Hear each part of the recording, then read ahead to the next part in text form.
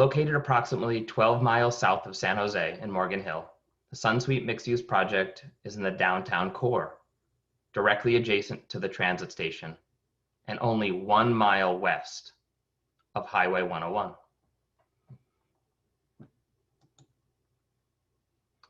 The history of the site is an important component of the conceptual design process.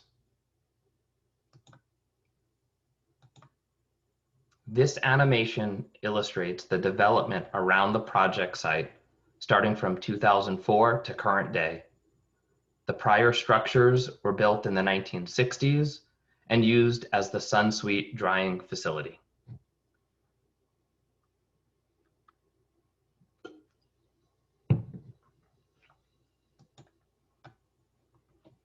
The following definition was taken from Wikipedia, defining transit-oriented development.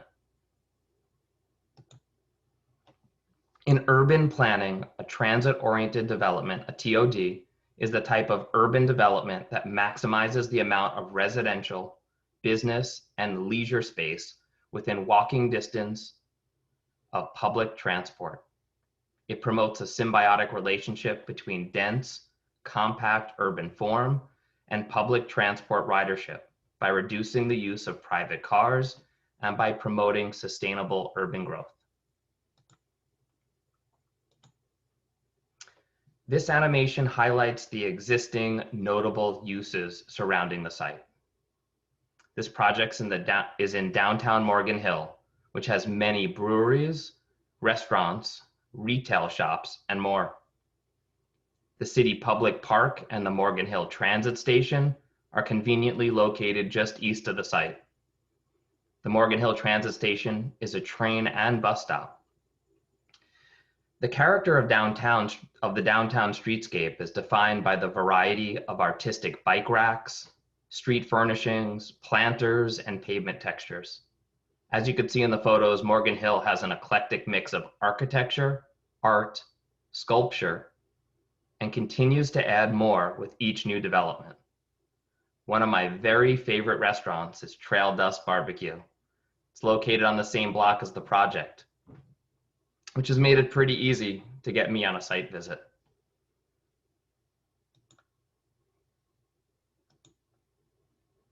This represents the timeline for the SunSuite mixed-use project. In 1981, a downtown plan was prepared with the goal of attracting new uses and increasing density with the construction of additional buildings and infrastructure. More recently, the City of Morgan Hill prepared and accepted a 2003 plan, then revised that plan again in 2006 and 2009. One of the goals of the specific plan is to create, quote, an active downtown village through intensifying residential, retail, restaurant, and entertainment uses within an urban setting, improved with unified landscaping and streetscape improvements. HMH was involved from the entitlement through the construction administration phases of this project. Early in the project, we studied the site history and context to help guide our design decisions. These are photos pulled together by HMH that influence our design. The Morgan Hill Downtown Specific Plan calls for, quote, strengthening downtown as a gathering place, a connecting force, the social and activity heart of Morgan Hill. This is the finish and materials board provided by the project architect, which during our collaboration helped HMH define the landscape aesthetics. In addition, the HMH landscape team pulled from the industrial style associated with agriculture as inspiration for our design.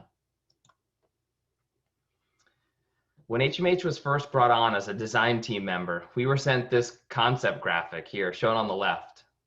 On the right's our first design during that entitlement phase. You can see the project propose a separate pool and spa in both of these concepts. You'll see in future images the spa was eliminated and only a pool was constructed.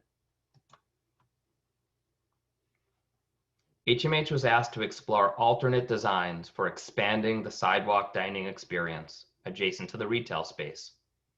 The concept proposed eliminating 2 parking spaces, thus gaining significant dining area for street activation. This design alternative has not been incorporated as of today. The 3rd Street Promenade is constructed without traditional curbs, making it a slow street, focused on the pedestrian experience. The project's 2 street corners have bulb outs to again promote the pedestrian safety and prioritize the pedestrian. The variety of existing hardscape patterns along 3rd Street, various seating types, and artistic elements combine to give the frontage a special feeling for visitors. The mixed-use frontage has wide sidewalks and is the main connection from downtown to the transit station. The retail plaza is activated by the decorative pavement pattern, as well as the signature overhead metal sign, bringing people into the project. Our design was intended to meet the downtown specific plan's vision to be, quote, a place where residents from all segments of the community can live, work, meet, shop, dine, and participate in public celebrations and share the richness of Morgan Hill's community life. The apartment units along the south facade on 4th Street have walk-ups with large private patios that puts eyes on the street to keep that frontage feeling activated. This frontage is unlike that of 3rd Street. The 3rd Street frontage called for that ground floor retail overlay, where this frontage did not. The area around the pool has a variety of paving options, defining the lounge area, as well as a synthetic lawn that allows folks to put their towels down on the turf and just sunbathe. HMH utilized texture and pattern walls to break up the horizontal expanse of walls, complementing the pool deck. The plant palette is a mix of low water use plants, agaves for accents, kangaroo paws for showy flowers, and features this Desert Museum Palo Verde tree shown here. The western side of the podium opened to the existing city parking garage. The landscape design includes a living buffer comprised of vine-covered green screens with a layering of shrubs and trees which provide privacy. On the podium, there are a variety of fence types and walls offering spatial separation and privacy. Apartments located on the podium level have exclusive use patios defined by low metal fences and gates. To provide privacy between the patios, a custom woven metal fence was used. The top graphic illustrates the construction detail HMH provided in the building permit set. The lower left is the HMH rendering of the fountain. The photo in the middle illustrates the constructed fountain, which represents a collaboration between HMH, our client, who selected the stones from the stone yard, and the general contractor, who was able to adjust the design in the field. HMH collaborated with ownership and the general contractor during the construction phase to remove the double-sided fire feature. Now, this was one of my favorite design features. The adjusted design continues the planter walls, allowing for additional plant material. The building does not have a donut shop in it, but it is built in the shape of a donut. To save construction cost on the pool, the building is built around the pool vault. You can see that in these images. In the middle of the upper left image, you can see the rectangular mound of soil that will support the pool. And the upper right photo shows the concrete walls being built around that soil mound. The lower left image is taken from inside the parking garage, and you can see the pool vault there.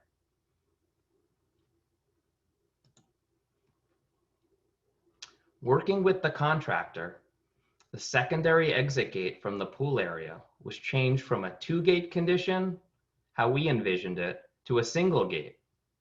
The one larger gate allowed more views into the pool area and less metal framing. This change saved time and money during construction, and I'm quite pleased with it. Both the on-podium and on-roof deck arbors were initially intended to be metal.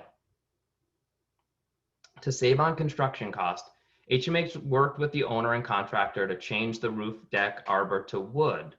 This also gave us an opportunity to modify the design to fit the character of the surrounding existing buildings. I'd like to walk you through several photographs taken during the construction process, and this is not one of them. These photos were taken during the site grading and foundation construction phases of the build.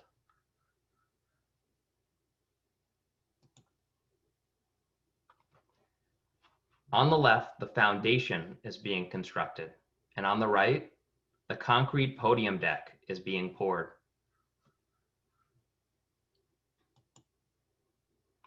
Once the podium deck is poured, the wood frame residential construction can start, as seen on the photos on the left. The upper right photo shows the steel frame construction for the retail space along the 3rd Street Promenade. Below that, the building is shown wrapped in scaffolding. The upper left photo was taken when they were installing the rooftop concrete pavers. Those pavers were installed on a pedestal system. The lower left photo was taken just before gravel and pavers were installed. The middle photo and the lower right photo show the pavers going in, and the upper right photo shows the on-grade block walls going vertical. Here you can see some of the final details getting installed. The retail metal awning is getting installed in the top left, and the completed awning is shown on the bottom left. The photos on the right show the finished mural of Sunsweet brand cherry, prune, and apricot boxes.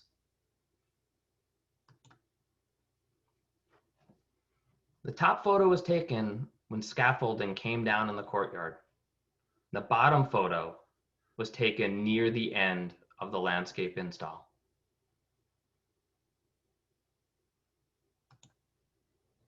HMH participated in field visits prior to the start of COVID and continued our construction support during the last 6 months.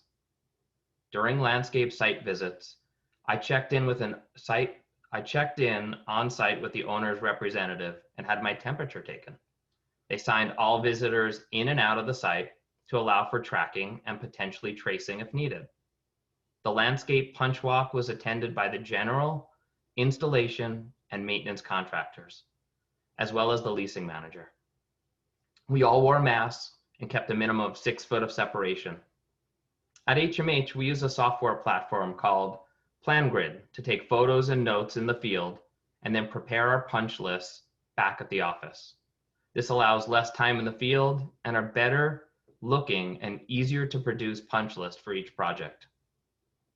Once all items were completed from the punch list, I was texted photos from the landscape contractor of the completed work. And finally, I conducted a solo rewalk of the site to ensure everything was done.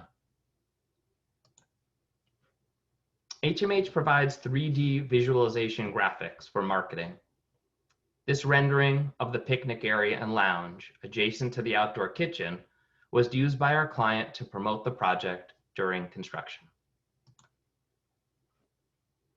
This is a rendering showing additional podium amenity spaces.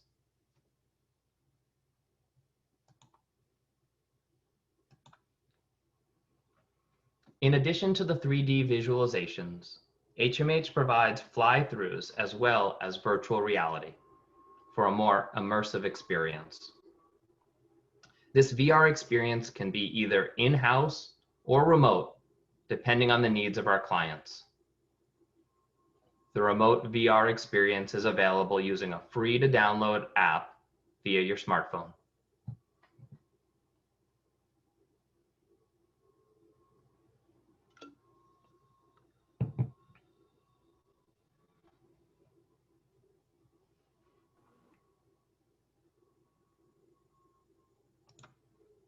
Now that you've seen the 3D fly-through, here's a video of the almost completed podium space. Vines planted on the green screen area are already spreading out and forming a visual buffer to the parking garage. Ownership has since added furnishings under the metal arbor to serve as an outdoor dining room to complement the barbecue kitchen area.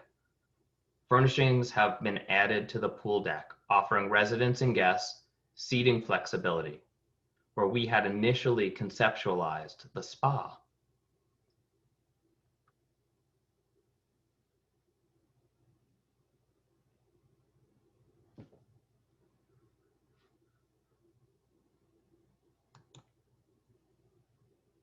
I want to thank the following people from my team: Sarah, Sean, Jennifer, Gino, Justin, and Janet for their support on this presentation.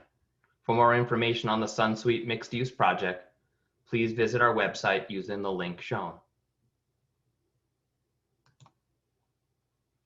In addition to this residential mixed use TOD, HMH is working on the Google Downtown West project, Gateway at Millbrae Station TOD, the Ohlone TOD, the 101 Trimble Freeway Interchange, Communications Hill, and the developments located at the new Berryessa BART station.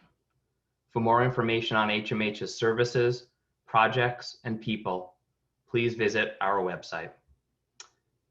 Please follow us on LinkedIn, Facebook, and Instagram.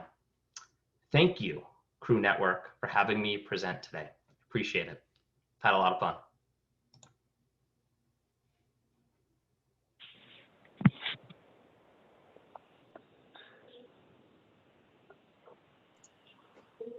That was great.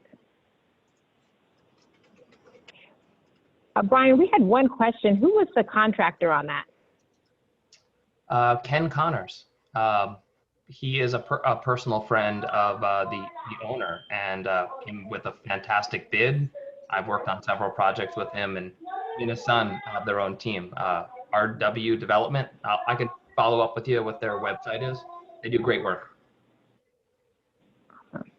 Okay. I think Kelly's going to share her screen. We're going to go out into our breakout networking for about 8 minutes.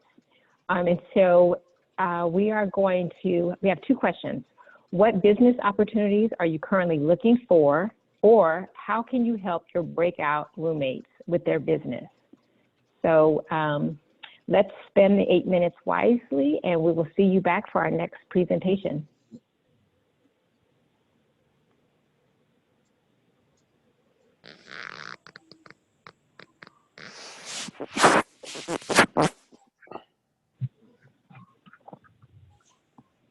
Here we go.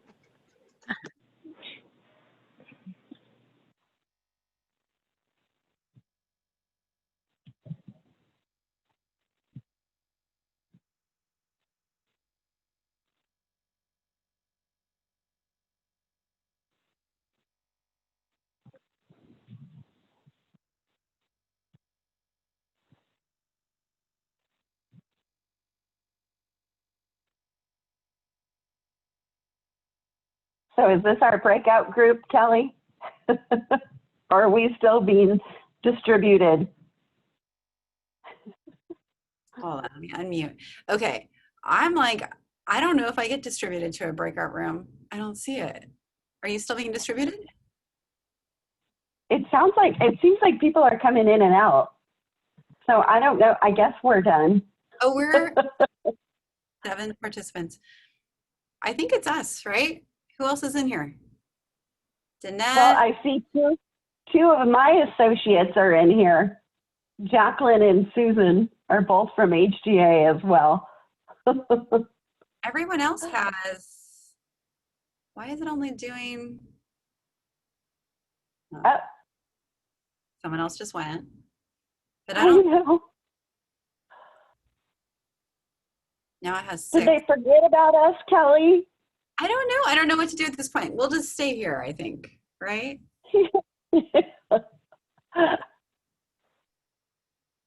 Well, two of the 5 here I talk to all the time.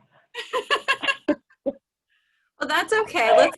Let's find out what's going on with you guys in your world. And then now Faith has joined, and Faith is another one of my my associates. Well, Hey, Faith. I'm on the road, so can you hear me? yeah. Faith just did 2 punch lists today, so she must be tired. Oh my Very God. tired.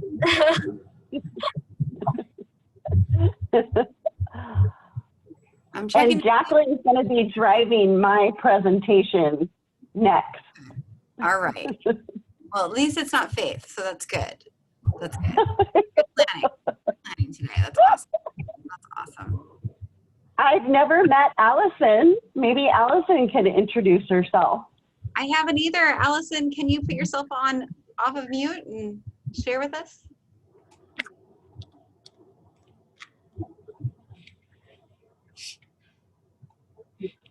No?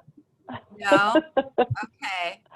Here, let me see if I. Susan, Faith, and Jacqueline. Well, Jacqueline, you've talked to Kelly before. Hi, Jacqueline. So.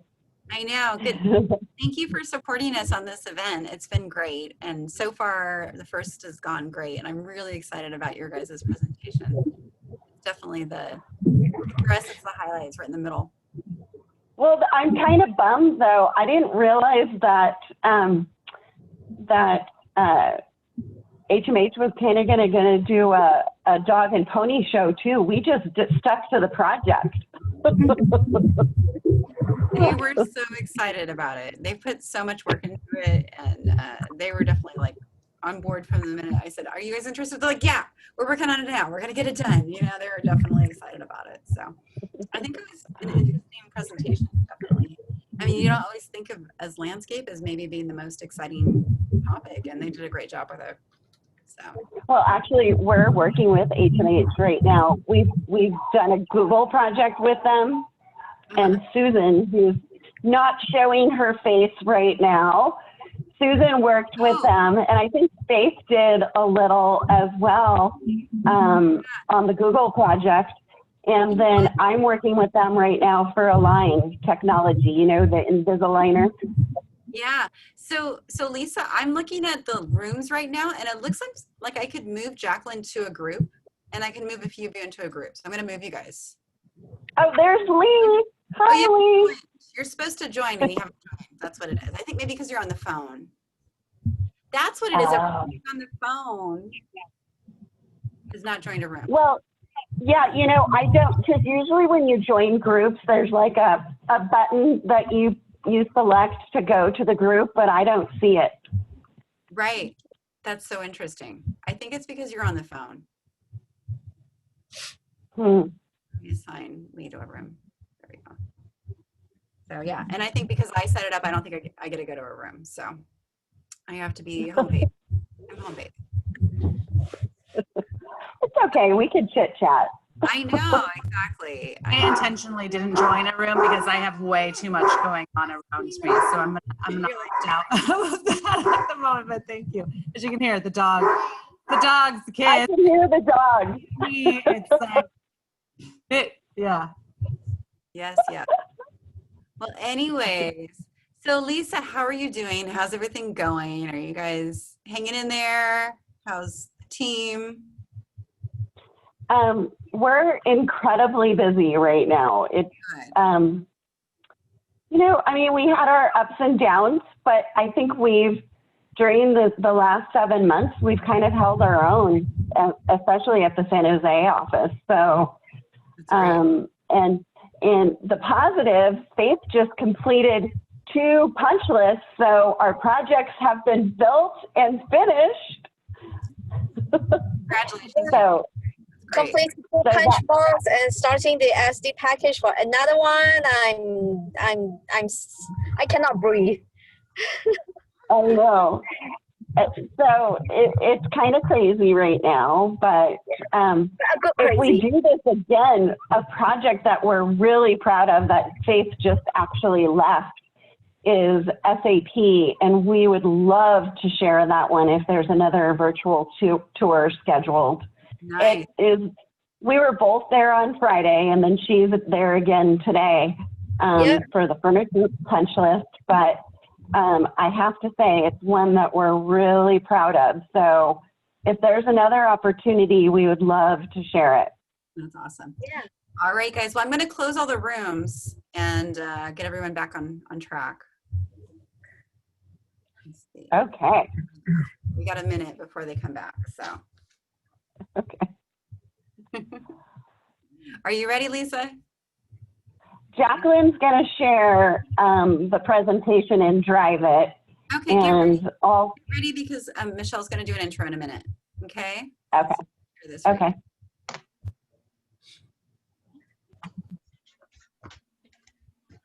Okay.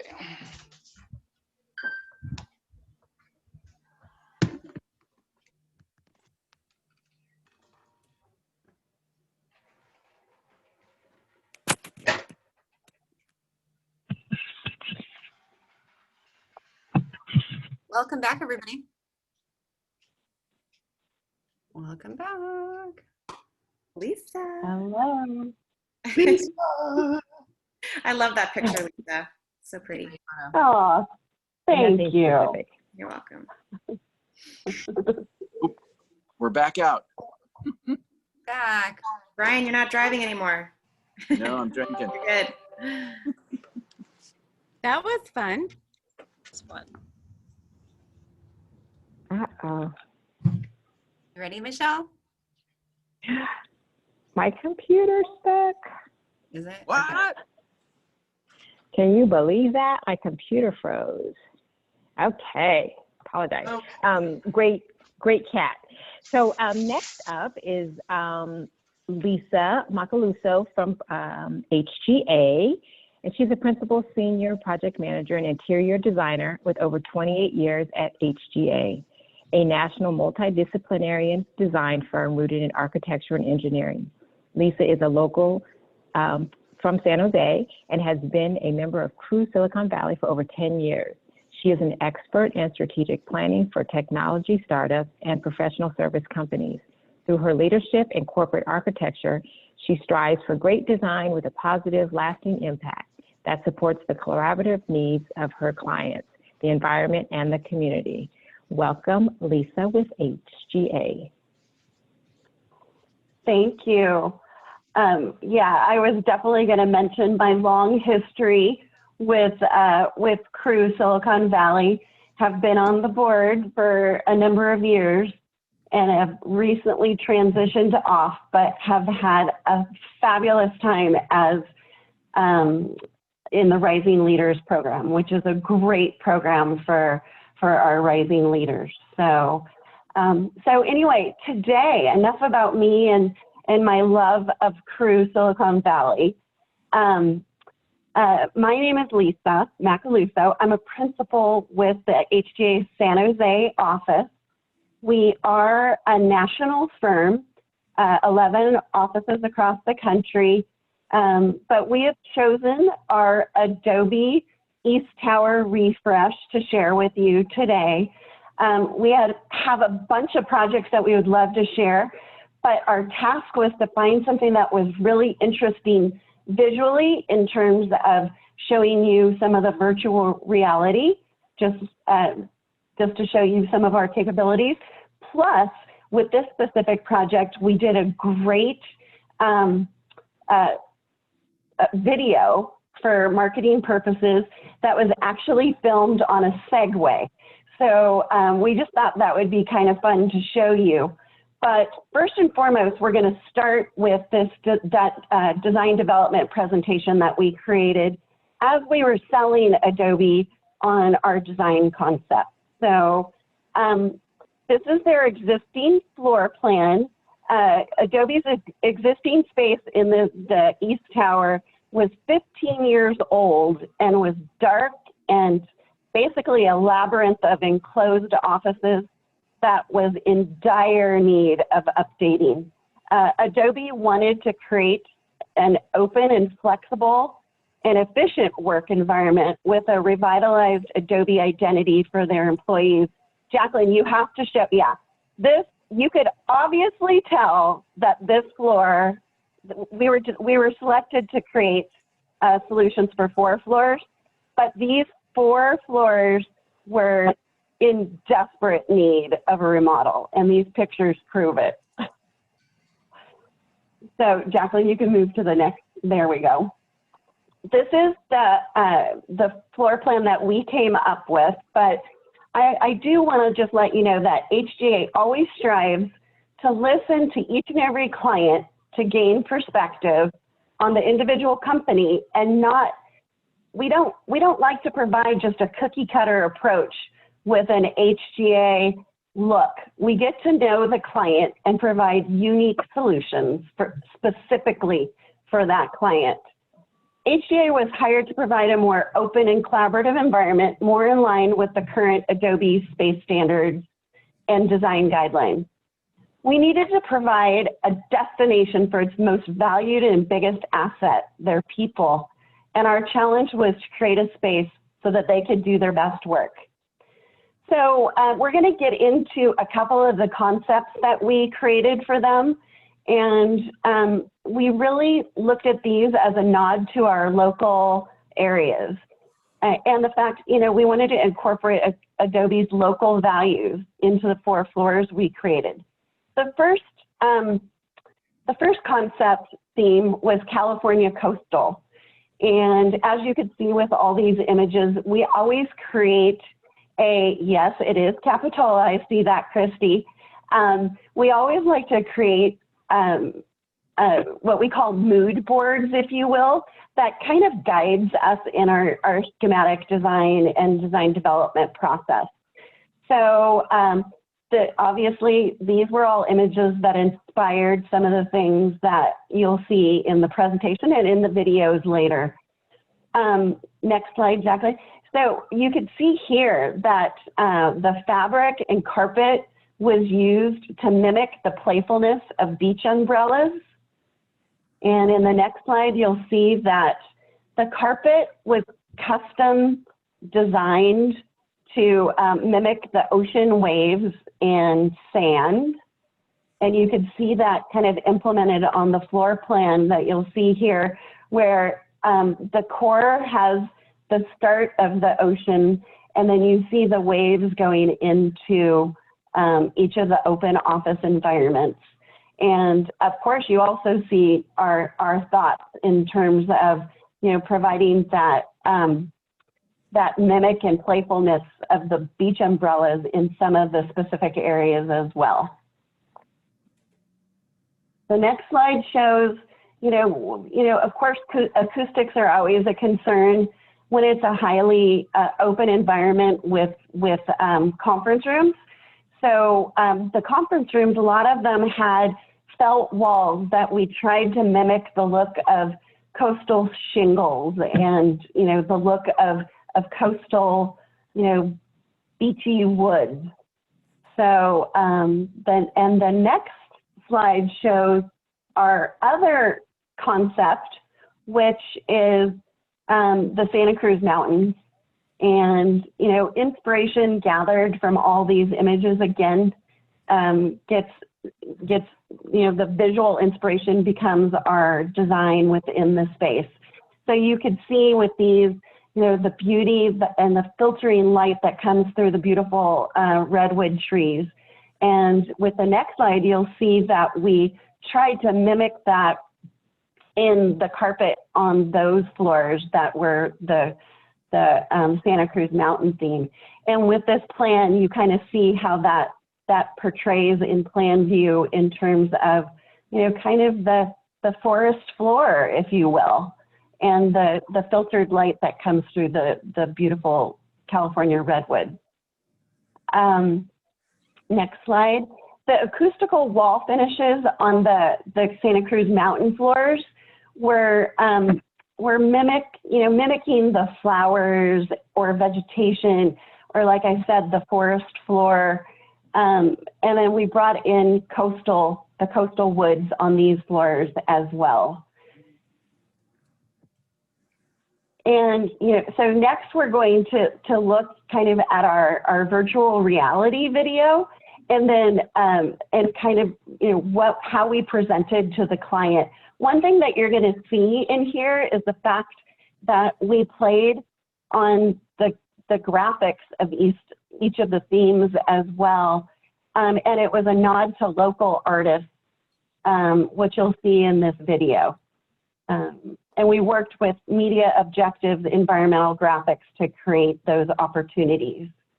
So what you're seeing here is the presentation for design development that we invited Adobe to our office to witness. And of course, it's the typical, finishes and floor plans, but the beauty is that we sold them on virtual reality. And, one of the challenges that designers face during planning and design process is that diagrams and drawings and elevations and floor plans, it can be difficult to convey and help visualize the design intent.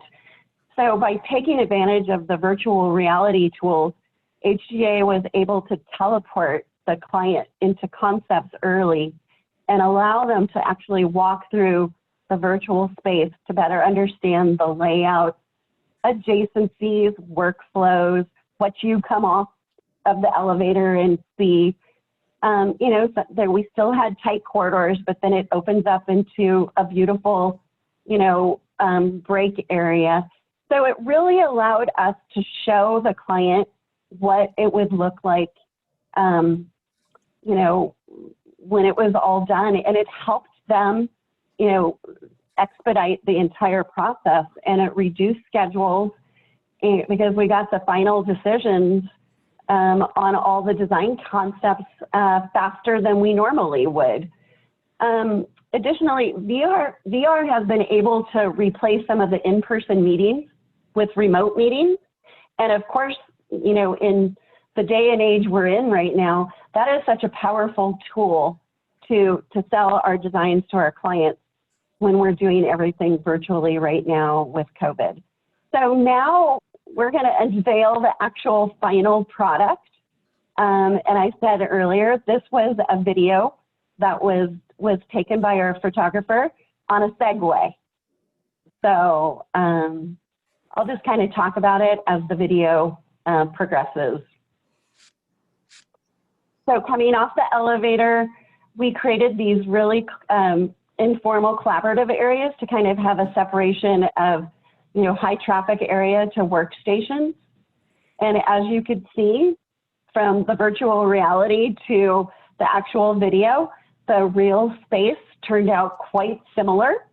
The break areas are very active all the time, and it's not just for lunch or eating or coffee, it's a work zone for everybody. And these products, this is Knoll Rockwell product, like I said earlier, provided that separation of office space in high traffic areas. Here's some graphics that I was telling you about where we utilized local artists to create the graphic representation of the themes that we created.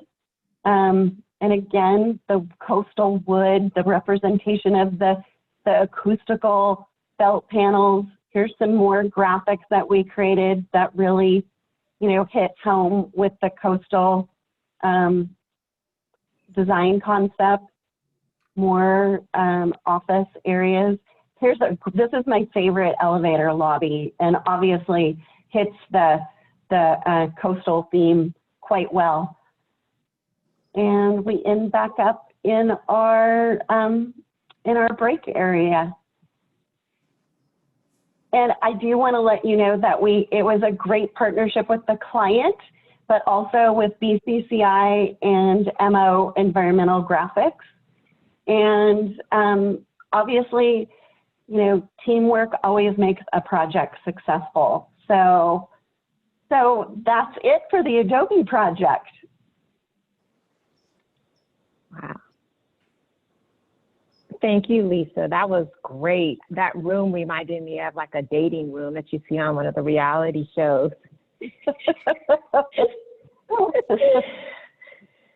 Oh, gosh. So we're going to jump into our last breakout networking for 10 minutes. And this one's fun. Where is your current happy place? So we'll be back in 10 minutes, y'all.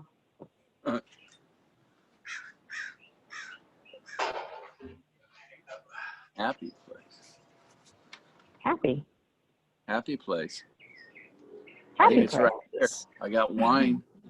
It's right here with my bottle of wine. And my dog. See? You're already there.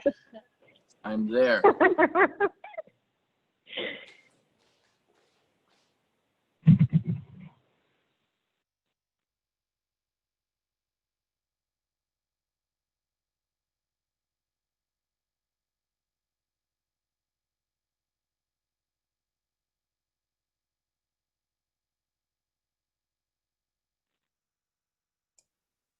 Great job, Lisa. That was fantastic.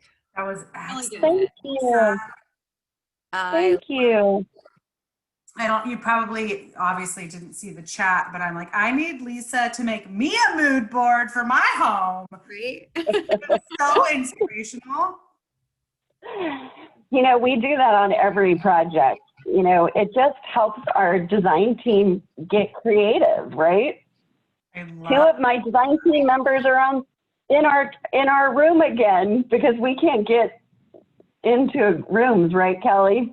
Right. No, we can't. I'm the leader of the room, so I can't go. And then you're on the phone. I think people on phones cannot go to the rooms. So I think I get it. so your phone, because you couldn't get your sound to work. I think you're on your phone. So and I think Yep. and Faith aren't in there either. And then Lee just being a rebel like usual. So anyway. just dinner. I have barking dogs. I have like children. I have grunting Yeah, dogs. everything I can to just show up, you know? So should we talk about our happy places? Yeah, we should. Yeah. We should. We're probably all about the same, I would imagine. My bed. Where? My bed. Just let me sleep. Hey, you're funny. I'm so I think my two team members will know where my happy place is. It's at my beach house. Yeah. I want that to be my happy place too. You know, my happy place is basically the beach, but if I had a choice, I would go to Mexico 4 times a year if I could. Anywhere in Mexico. I love just chilling, relaxing, having a nice day that you go out and do something, but get to hang by the pool and just, yeah, that's my favorite. So, but I love going to the coast as well. So. Well, I have to say of course our beach house is my happy place, but my other happy place is with my daughter. But with COVID, it's been hard to see her as much as I like to see her. She's, going to school in Southern California. So, but we're going to go visit her, not this weekend, but next weekend. And I'm going to get a dose of the beach because we're going to stay in Laguna Beach. Nice. And she's going to stay with us. So I'm going to get the best of both of my happy places. Lucky you. Singapore Airlines just canceled my tickets to go back to Singapore to see my father, which is my next favorite happy place. Oh, nice. Oh, Yeah, I'm so upset. I can't get to see my father. I miss him a lot. oh. Sorry. But it's okay. I'm passing by Cherry Farms, so yeah, that could be my next happy place. You're driving past Cherry Farm? Yeah, we're still on the road, so I just passed by a cherry farm. Oh, I love cherries. I could relate. Right. So who wants to go next? I'll go. My happy place is, I'm with you, Susan. It's in my bed, but it's in my bed on a Saturday morning. I love when all of the kids come in and they literally have no concept of what day it is. So the first question is, do we have to do school today? Do you have to work today? And to be able to say no and to just be able to take our time and cuddle is just, it's everything. That's awesome. That's awesome. I like that. Awesome. Hey, Mark, you want to share? Sure, I was trying to go outside, but I'm on the wrong Wi-Fi so that the video stopped when I went out there, but it's the backyard. Oh man, so you got booted out? Yeah, but I came back in the house, so it's Okay, working well, again. now you're with us. I'm sorry, I didn't know to put you back into your group that you're already in. So, okay, Okay. that's all right. You got another group, which is great. Yeah. Great. Good to see you, Mark. I haven't seen you in a long time. I know, it's been a very long time. I miss everybody tremendously. Yeah, yeah. Hopefully you're doing well. I love all the photos behind you. That's really nice too. It shows a lot of kind of, I see sailing. I took these photos. Did you really? I was going to ask you if those are your photography. Awesome. Wow. So that one my mother took. I'm actually on that sailboat off the coast of Kenya. Pull it back just a little. Pull your video. You're there. Oh, now go down a little. Oh, a zebra. Awesome. That's so cool. That's so cool. Beautiful. All right. So Rachel, you're going to go next before we have to jump back into our group. Hi, everybody. Sorry, I had to jump off before my daughter got home from her grandmother's, and so I had to get her settled back in. And now I'm in my backyard, and there's a whole of crows over there. So I apologize if that's all you guys are hearing. It's like the crowing out here. So I missed what the question was. What is your happy place? Well, right now, obviously, places are pretty restricted. So I'm with Mark. My happy place is out here in my backyard. So glad that right now in this strange time in the world that I have a nice place to be outside and just a peaceful place, usually peaceful, not when there are all these crows, but usually it's pretty peaceful back here. That's awesome. Rachel, do you know everybody? I think most of us know each other on the call. And so I don't know if I've met you before. I don't know if you know others on the group. I don't think that I do know everybody. So I have been in San Jose for, I guess about 2.5 years now. I moved here from Philadelphia about 2.5 years ago. And just actually over the summer switched jobs. So I am at a small firm now called Bowen Capital, and we're focused on opportunity zones and doing a mix of historic renovations and new construction. So my background is actually historic preservation. I have a graduate degree in historic preservation, and then through a circuitous route got into real estate development. So here I am and have done a mix of new construction and historic rehabs throughout my career. So I'm excited to be back in the world of historic buildings, but also enjoy the new construction. So this is a great spot for me to be able to balance the two. That's awesome. Welcome. Are you a member? I am. Yep. Oh, congratulations. We haven't, with COVID, we haven't had a chance to meet in person. So. I know. Yeah. I joined, I guess about 1.5 years ago, and haven't been able to do obviously too many events in person since I joined. So. Awesome. Well, welcome. I'm Kelly with Deacon. You met Lisa already through her presentation. Mark, do you want to introduce yourself? So Mark Millett joined, I don't know, about 3 years ago, maybe? Yeah. And CREW has just been an amazing group. I've been really grateful for the connections and the people and just the genuine, nice people in the organization. I'm very grateful. I wish we had events more often. I miss everybody. I know. I know. We miss each other, that's for sure. Yeah, it's nice. Well, I did read something today about Santa Clara maybe going into a new phase. So who knows? Maybe we'll be able to slowly get back to normal, but we'll see. I'm being optimistic. That's awesome. All right, guys, I probably should return it back so we can get started on our next program, but really good. Oh, Lee didn't get a chance to say hello. I'm sorry. And then Faith, and if you guys want to really quick say hi. Faith is waving. She's with Hi, I'm Lee.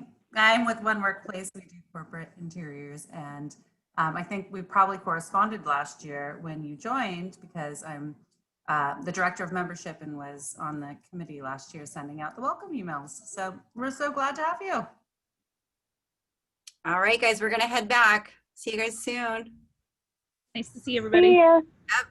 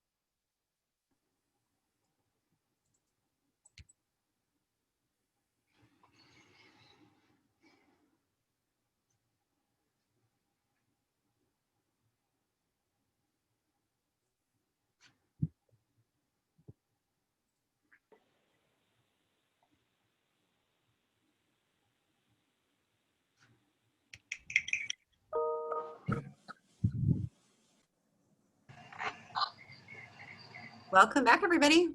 Hello. Hello. Hey. All right, all right.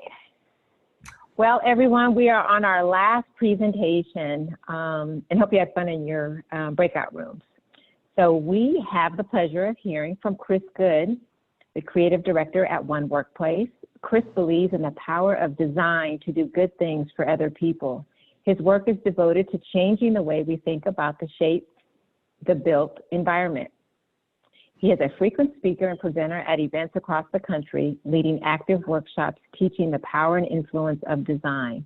An award-winning interior designer and artist, Chris has worked with IDEO as a build partner for the Teachers Guild, Michelle Obama's Better Make Room campaign, and the Unreasonables Group Project Literacy Lab, a business accelerator geared towards high-growth global entrepreneurs seeking to ensure universal literacy. Chris is a frequent contributor to unreasonablegroup.com. His work has been published in Ide, Virginia Living, Richmond, and Lava magazines. And his illustration work can be found in architecture and interior design through the 18th century, and integrated history, and its follow-up architecture and interior design, 19th century to the present, an integrated history. Both volumes have been awarded the SID Education Foundation Joel Polsky Prize.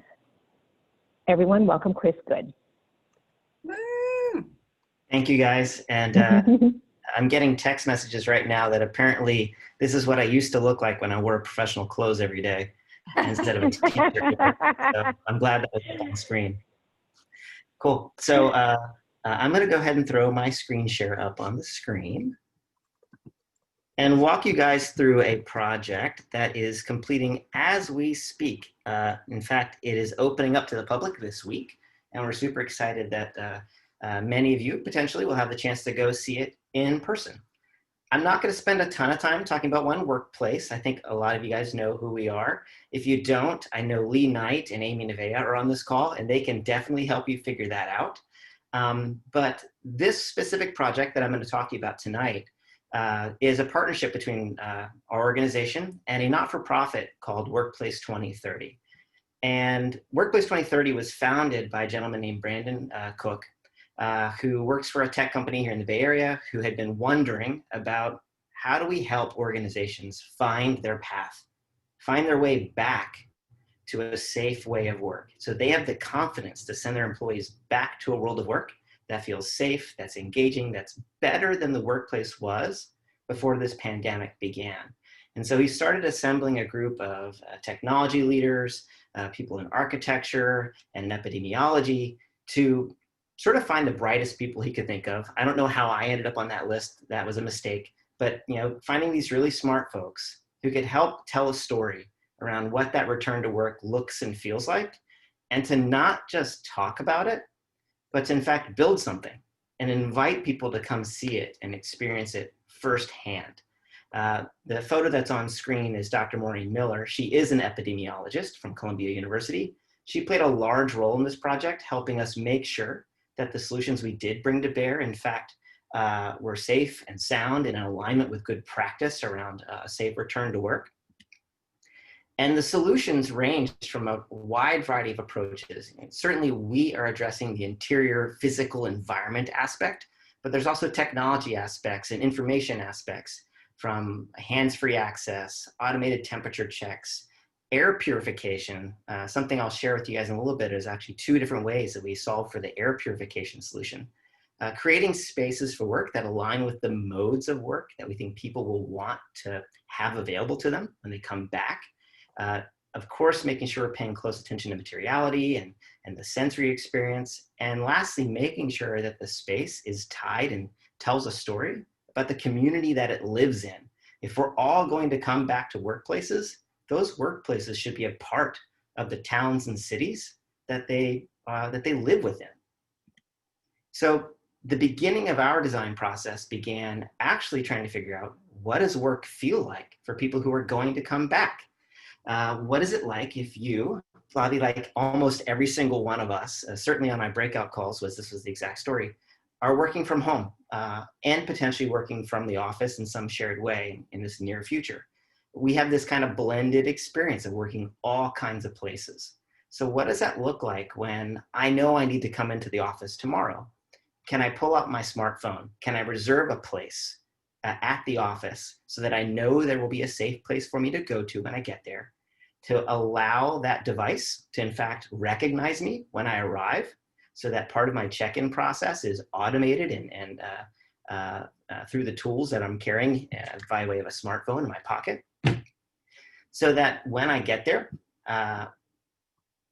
I'm met by a human, a person, who also can help me through the check-in process to make sure that I am safe, not only for myself, but also for the others who are there, to provide some sense of boundary and security by way of a temperature check and survey questionnaire.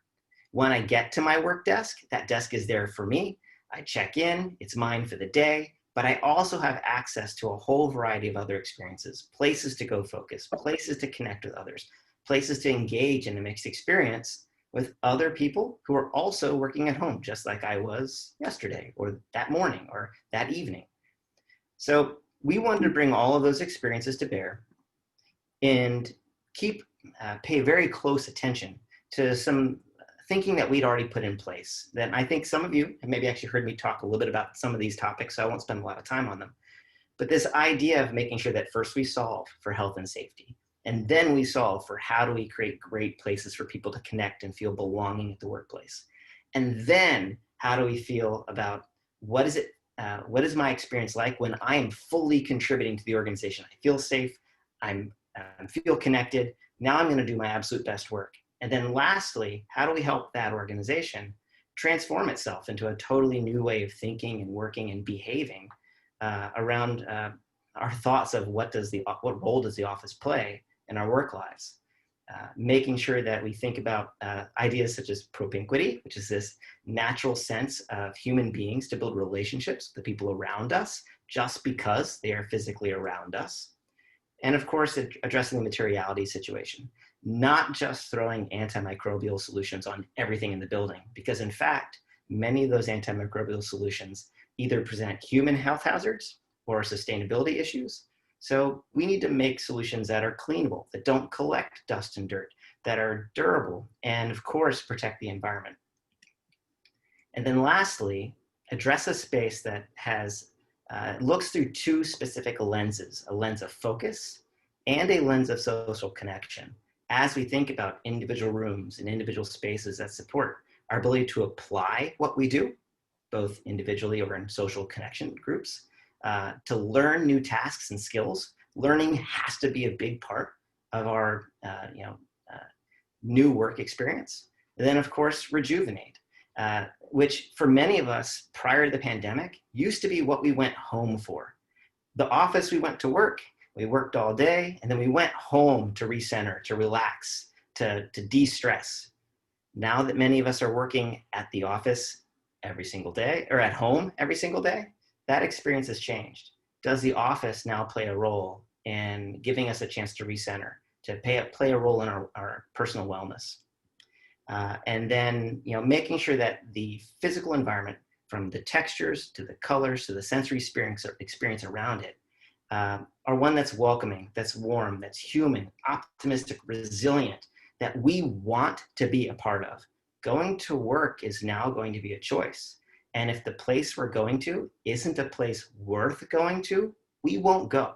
So let's make that space feel rewarding, not only in terms of our ability to produce, but also in our human sense. What you're seeing here is a quick overview of what the space looks like. I'm going to walk you through it in a few minutes using a virtual reality tool. It's a chance to talk about some partners that helped us make this happen. Cushman & Wakefield was one of those partners. They donated this suite, which is at 100 Montgomery Street in San Francisco. So it is right in the financial district. It's about 3,000 square feet. That became our playground. It was the place that we could play and bring this space to life. We also worked very closely at this stage early on with Gensler, who helped shape some early learnings that I'll share a little bit more around what the entry experience really should look and feel like, and how do we keep people safe during that entry experience. And then BCCI Construction, who helped to make the thing happen. And we'll talk about a few more partners along the way. So I'm going to take you on a little VR tour, and thank you, Lisa, for sort of setting up, why VR is such an important tool and how it helps, obviously organizations like ours, engage our customers, but also storytell to wide audiences. I'm not going to enable the audio that you see on screen because this is designed as a self-paced tour. So if you yourself wish to spend some time with it later on, you can visit workplace2030.org. And if you scroll to the bottom, you'll find this video or this VR experience. And you may choose to have the audio on, and it'll talk to you about the space as you walk through. I'm going to choose off. You'll have to listen to me. I apologize. Oh, and interesting, I don't have a mouse when I do this way. So let's not make my screen. Can I do it with an arrow? Interesting. My entire screen is doing something funny. Can't even hit escape. There we go. What about your forward and back button to get to the no? No, that's not working either. So, you know what? Technical issues are not fun. So I'm going to stop share for just a second. I'm going to share again. And this time we should make it work. There we go. Sorry about that. So everybody can see, and I'm panning a little bit. Thumbs up? Yes? Yeah, cool. sounds Awesome. So at the moment, a colleague of mine, Albert, is talking to us. We'll just have to live with the fact that he's standing there. But I can also talk about a couple of other awesome partners that made this happen. Sequoia Consulting, Accenture, Blue Jeans, audiovisual technology, Biome, Proxy, Microsoft, Chargeify, and a variety of folks within our A&D industry providing the products, the solutions that actually brought the space to life. If you are navigating this on your own, so later on, you'll notice that there are some navigation buttons that tell stories around each of the different technologies and tools and solutions that are available throughout. You can actually click on these and they will tell you more stories about how these things work, and some navigation buttons that allow you to walk through the space. And of course you can pan and look around. And before we enter into the space, the first thing that I'll share is a technology from a partner named Proxy that allows you through your wireless device to use something they call their digital identity. It recognizes you upon arrival, and the door touchlessly automatically opens for you, so you have a touchless entry experience. And you enter into a space that we're calling the reception mudroom. And I'll do a quick little, very slow pan, because it may be a little choppy for you guys. And in this entry mudroom, you'll notice a couple of really interesting things. There was a large display on the wall that recognizes you by name the moment you walk in the door, welcomes you to the space, provides some additional information on what's going on, things like indoor and outdoor air quality, how many people are in the space at any given time. There's also access to a sink, a place to wash our hands to sanitize before we go any further. And on the far left-hand side of the space, as I zoom around very slowly so you don't get vertigo as I pan through this experience, a space that's called the Health Screening Lounge. And the design of these two spaces in particular were shaped by our partners at Gensler that told us a story around the idea that we need to create a safe barrier for folks who are coming into the office to protect everybody else who's beyond this line of entry. Almost like at an airport where there's a place to check in and then a place to go board the plane. And so once you arrive, you've had a chance to wash your hands, a chance to cool off. All visitors to this workspace are required to check in. You enter into this health screening lounge where you'll be met by a health professional who will walk you through a process where you will do an automated temperature check, make sure that you're scanned to enter into the space, that you're clear to go. If for some reason you need some time to wait and let like your solar radiation, leave your skin because you've walked across the city to get to the space, there's a wonderful waiting area. Additionally, this space is designed so that if you have other wellness concerns, health issues, personal issues that you want to speak to a health professional, they're there as part of your work experience. And this space exists to help serve you. Another space that's part of this experience that's interesting, it is a vignette space that tells the story of a home office. We're not saying that home offices are going to show up in our future workplaces. The future of work is a blended as Kate keeps continuing to talk to us. But instead, we wanted to be able to tell a story when folks come visit this interactive showroom a story of what the work experience looks like blended between home and office, and showcase some technologies like some of the new Blue Jeans video conferencing tech that's brand new that help make that experience of working from home and the office a good one, as well as to tell some stories around what is it like to blend our home life and our work life together.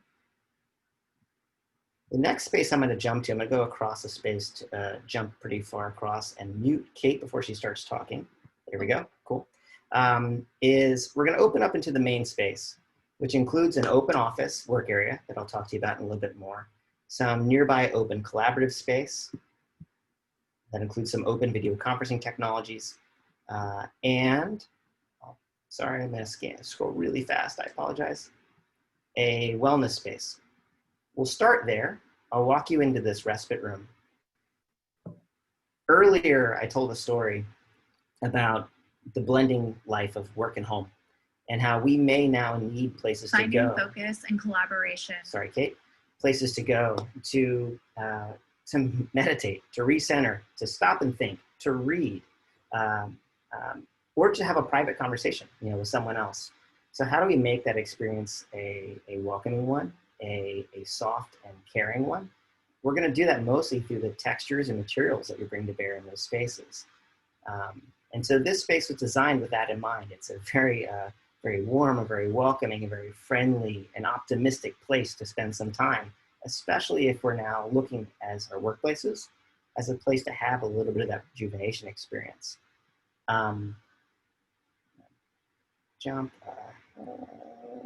Mute some music, some audio. Cool. It also means that we need to look at ways, as we're bringing people back, to ensure that that experience is as safe as possibly can be.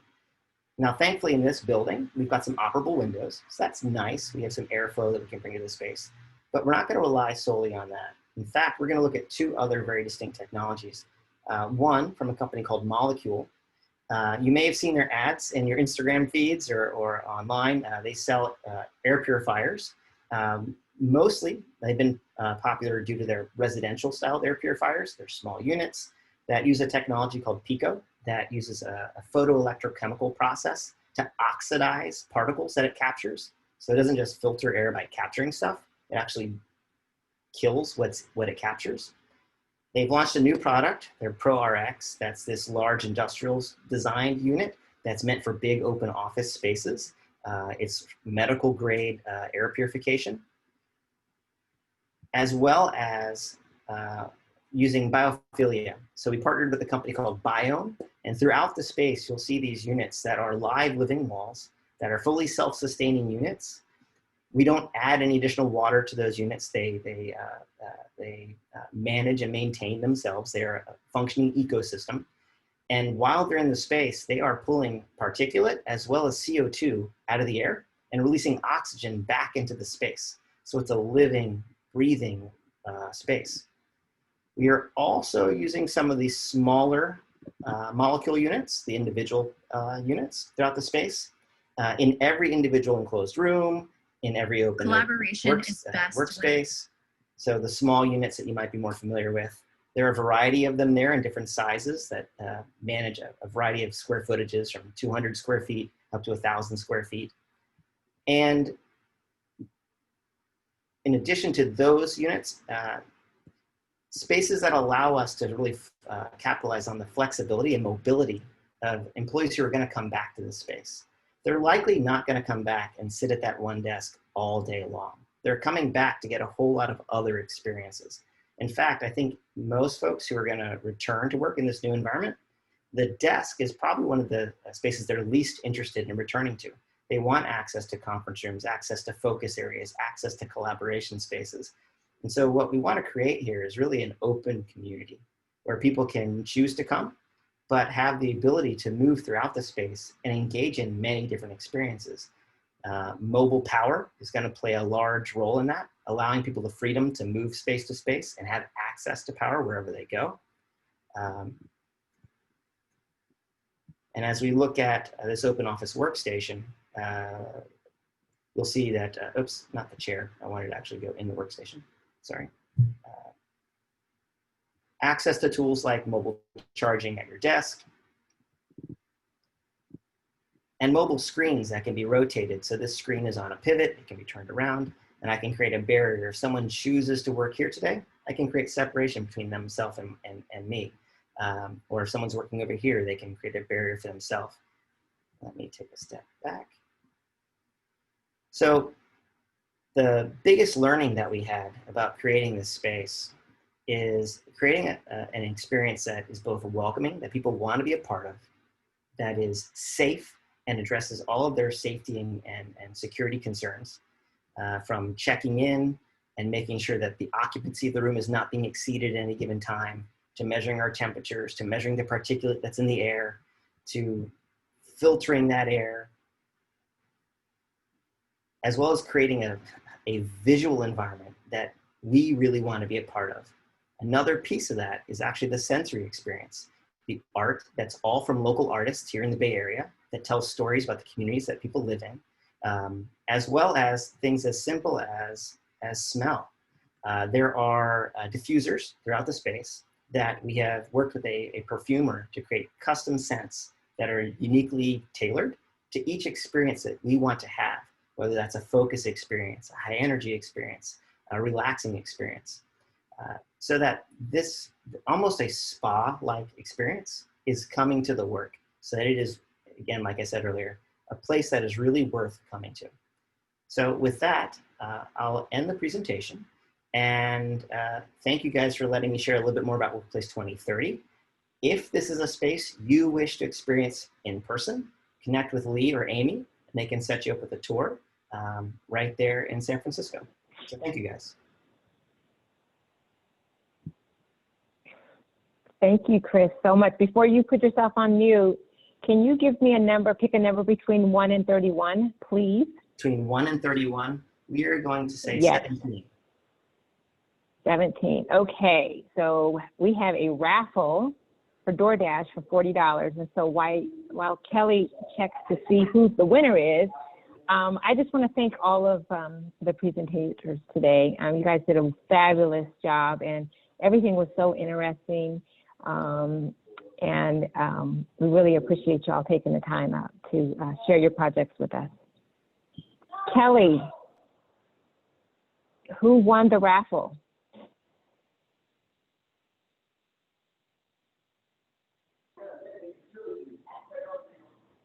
Sorry, guys, I needed to unmute for a second. All right. So Rachel Moyer is the winner, number 17. All right. Yay, Rachel. Christmas, Rachel. Yay, Rachel. Okay. All right. So we will get that in the mail to you, Rachel.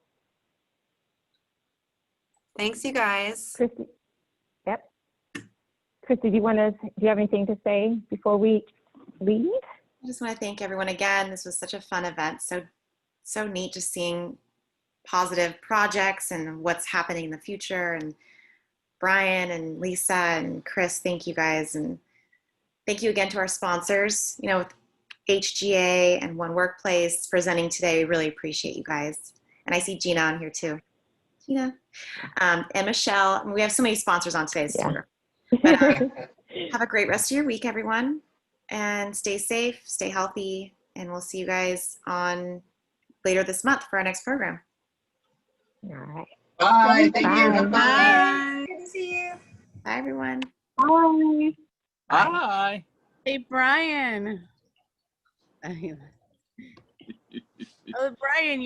Brian, hi. Hi, Gina. Chat. Oh, you're gonna close Just kicking back with Bo here.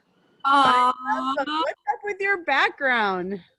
Oh, I'm wishing I'm in Arizona. Is that what it is? I'm gonna look at you closer. Cactus and pirates.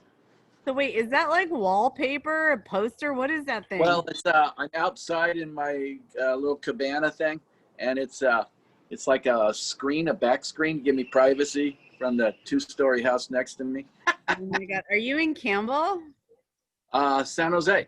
Oh, San Jose, yeah. Willow Glen area, yeah. Me too. We're close. But we're having fun. Yeah.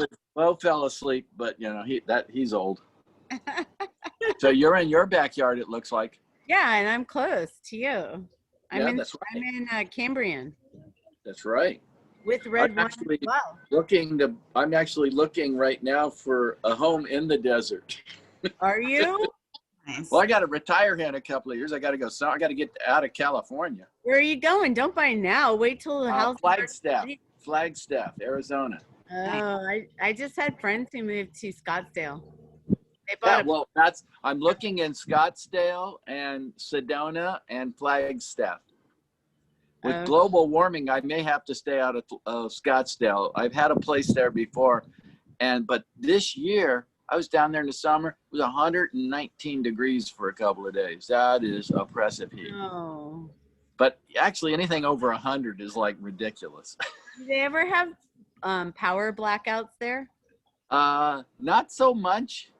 A lot of the homes have solar now, so everybody is pretty much going with solar, so they can save it. But they don't have the problems that we have here. They've actually built up the power grid pretty good in Arizona, and stolen all the water from the Colorado River.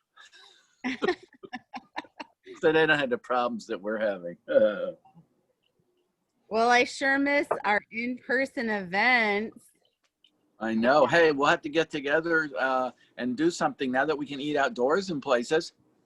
I know. Well, we're moving to orange category tomorrow. In Santa Orange? County. We can actually eat Oh, I indoors. thought you said you're moving to Orange County tomorrow. What did I say? You said we're moving to Orange tomorrow. Color. I thought you meant Orange County. You said Orange category. I was like, oh, Newport Beach, you snob. So tomorrow, starting tomorrow, I think you can do indoor movie theater, indoor restaurant. Really? Not that you're supposed to with people outside. Right, if you want to.